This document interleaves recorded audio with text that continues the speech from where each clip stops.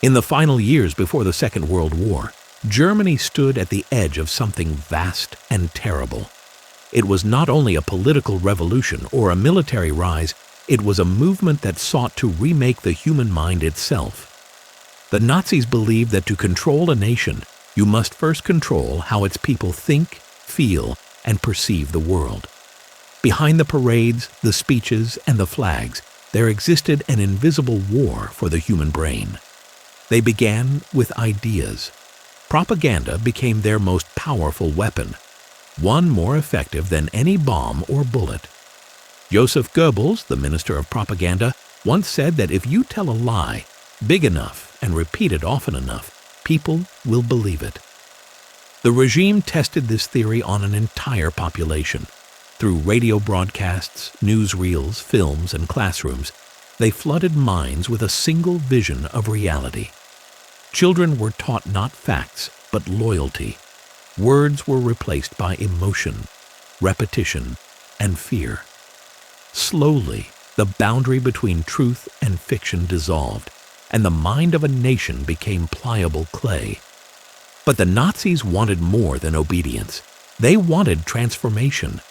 They saw the human brain as a biological engine that could be tuned, altered, and even rebuilt. In hidden laboratories and psychiatric hospitals, doctors began experiments to uncover what they called the mechanisms of willpower and submission. They measured brain waves, tested drugs, and studied behavior under stress. Their goal was not medicine, it was mastery. They dreamed of a soldier who would never question, a spy who would never betray, a citizen who would never rebel. In Berlin's Institutes of Psychology, early studies on hypnosis and suggestion resurfaced with new purpose. Some researchers believed that with the right combination of shock, chemicals, and repetitive commands, they could erase fear or implant new beliefs entirely. The human mind, they thought, was nothing more than a network of circuits, something that could be rewired. This notion blended perfectly with the regime's obsession with control. To them, individuality was an error to be corrected. The SS, under Heinrich Himmler, extended these ideas into their quest for a pure and disciplined race. In concentration camps, doctors carried out experiments that blurred the line between science and cruelty. Prisoners were subjected to sensory deprivation, sleep deprivation, and extreme pain to observe how the brain responded. Some were forced into isolation chambers for days without light or sound. Others were given stimulants or barbiturates to test endurance and compliance. The results were meticulously recorded, not out of compassion but calculation. Each test was a step toward understanding how to break the human spirit or reshape it. At the same time, the Nazi state explored another form of mental manipulation: collective hypnosis through spectacle. Massive rallies like those at Nuremberg were choreographed with precision. The lights, the drums, the synchronized chants. It was theater designed to overwhelm the senses. Psychologists of the time described it as induced trance on a national scale. When tens of thousands shouted the same words in unison, individual thought vanished. The person dissolved into the crowd. In that moment, the mind ceased to be one. It became many, unified under a single will. Behind the scenes, German scientists also studied the physical brain itself. Neurologists sought evidence that certain racial groups possessed inherent mental weaknesses. Skulls were measured, brain tissue collected, and data twisted to fit ideology. What could have been science became superstition in a lab coat. This pseudoscience justified the sterilization of the disabled and the extermination of millions deemed inferior. It was, in essence, an attempt to reprogram humanity by eliminating those who didn't fit the pattern. As the war expanded, so did the Nazi interest in psychology as a tool of dominance. Prisoners of war were interrogated using methods intended to break resistance not only through pain, but through confusion and sensory overload. Captives were deprived of sleep, exposed to constant noise, or confronted with contradictory information until their sense of reality fractured. These techniques later drew attention from other nations after the war, inspiring post-war intelligence studies on brainwashing and coercion. The most insidious experiments were conducted under the guise of medicine. Doctors injected chemicals to test their effects on cognition, amphetamine mixtures to enhance aggression, sedatives to dull reasoning, and hallucinogens to induce compliance. Some subjects were given high doses of mescaline, causing vivid hallucinations and loss of self-control. The SS believed such substances might open pathways to influence thought directly, bypassing will. The human mind became a battlefield without consent. Meanwhile, propaganda scientists refined emotional triggers that could shape mass opinion. They discovered that fear was the most potent motivator, more powerful than logic or compassion. Newspapers and broadcasts exaggerated threats, then offered the regime as the sole protector. Citizens under constant anxiety turned willingly toward authority. This was psychological conditioning on a national scale. Every slogan, every film, every march was designed to sustain the illusion that safety required submission. Children were perhaps the most targeted. The Hitler Youth and the League of German Girls molded impressionable minds into tools of ideology. Lessons emphasized obedience, racial purity, and sacrifice. Over time, morality became inverted, kindness seen as weakness, cruelty as strength. The transformation was not sudden. It crept in gradually, until an entire generation no longer recognized what had been lost. The regime had learned how to edit the conscience. Even religion was rewritten. Traditional faiths were stripped of compassion and replaced with a cult of destiny. Ancient symbols were rebranded as sacred emblems of a new order. Through ritual and myth, the Nazis sought to occupy the spiritual spaces of the brain, the regions tied to belief, awe, and purpose. In doing so, they turned devotion into a political weapon. Inside universities, research into conditioning continued quietly. Some psychologists propose that repeated exposure to trauma could produce a state of learned helplessness, where the subject ceased to resist altogether. This concept fascinated the regime, which saw parallels in how populations under terror became easier to govern. To maintain control, the Nazis realized, you didn't have to kill rebellion, you only had to exhaust it. In the later years of the war, as defeat loomed, these psychological experiments became more frantic. The SS commissioned studies on mental resilience, hoping to find ways to sustain morale as the empire crumbled. Soldiers were tested with new stimulants like pervitin, an early form of methamphetamine, to suppress fear and fatigue.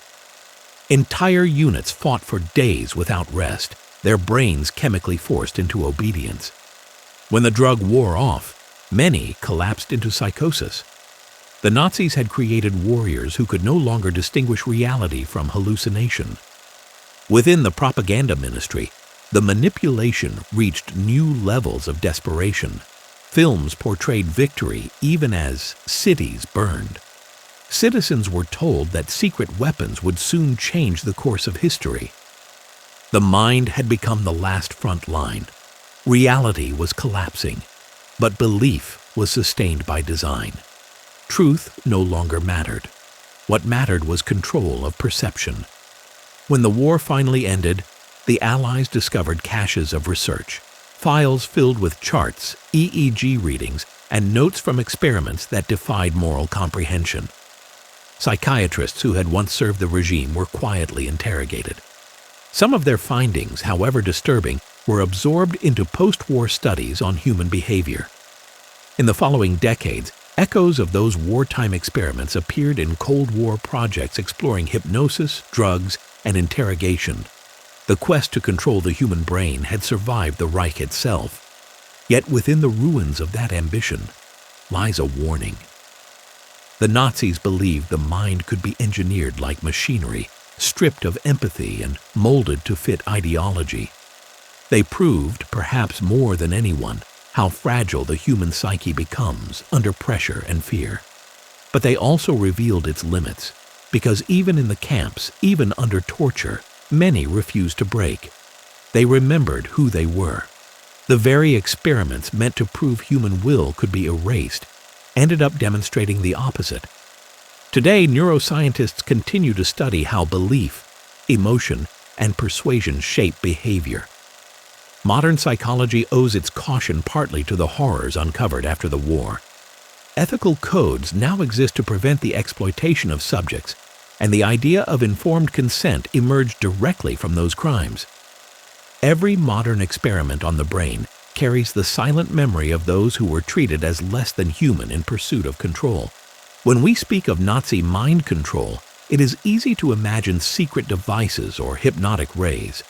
But the truth was more subtle and more dangerous. It wasn't about machines. It was about understanding how fear and repetition can rewrite perception. It showed that you don't need wires or drugs to control people. You only need to master the stories they tell themselves. The real battlefield was never the brain's chemistry. It was its belief. As the world rebuilt, psychologists began to map the scars left behind. Survivors described how months of terror altered their sense of time and memory. Many had difficulty distinguishing past from present, a condition later recognized as trauma. For the first time, science understood that the brain is not an unbreakable engine. It is fragile, adaptive, and deeply human.